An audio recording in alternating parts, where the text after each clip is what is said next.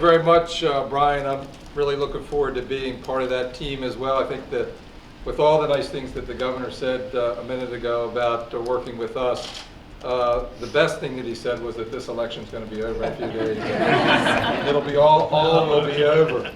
But I want to pick up on a comment that you made, two comments that you made, Brian, about the size of our state as well as the importance of reaching out to small businesses. I think I held the press conference up a little bit because I was out doing some campaigning in barbershops. If you want to find out what's going on in the economy, go into a barbershop and talk to the barbers about the people that come in to get their hair cut as well as their own business.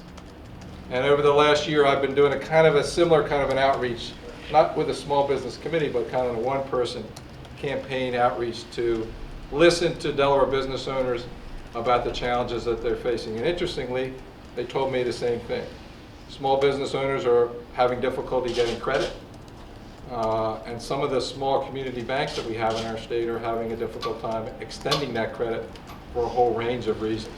So there are a number of things that can be done at the federal level to help with capital infusion. In fact, there was a legislation that was passed recently to enable community banks to make more capital available.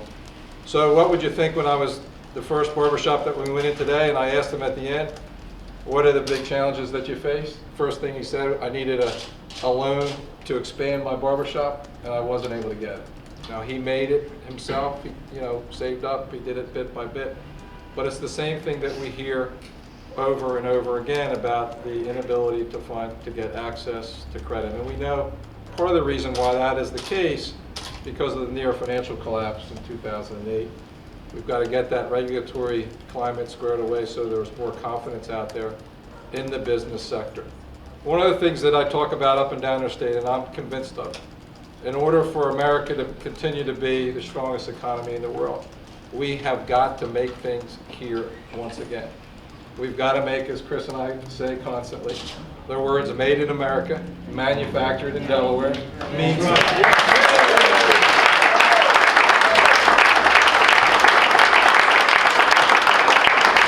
The governor has provided just tremendous leadership since he took over in January of 2009 with Fisker and with Valero and with Sally May and all those others. And I know he continues to work on opportunities to revive manufacturing in Delaware. Think about what happened.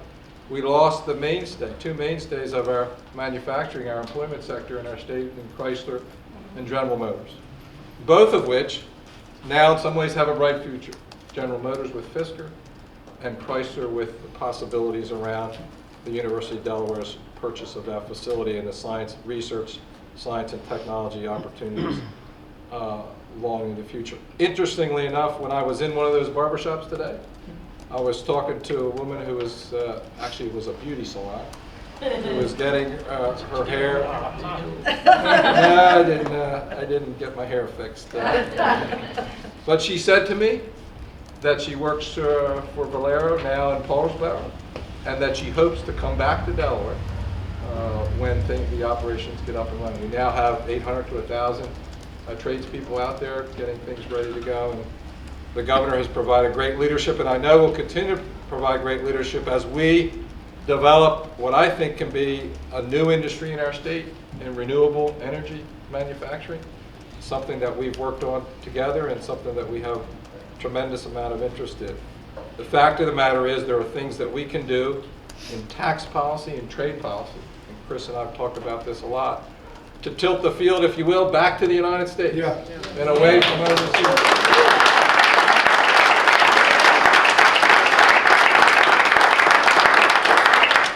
I'll end with a quick story about a good friend of mine who leads one of the largest companies in our country, General Electric. He told me about 6 months ago that they were looking, he's been championing U.S. manufacturing, and that they were looking at moving some of their appliance manufacturing back in the United States. There was an article in the paper a week ago where they were announcing that they were opening 2 or 3 facilities in the upper Midwest, Indiana, Ohio, Michigan, to move appliance manufacturing, washers and dryers, back from Mexico and China. It can be done, and if we work together, we can get it done, and we can make it happen here in Delaware.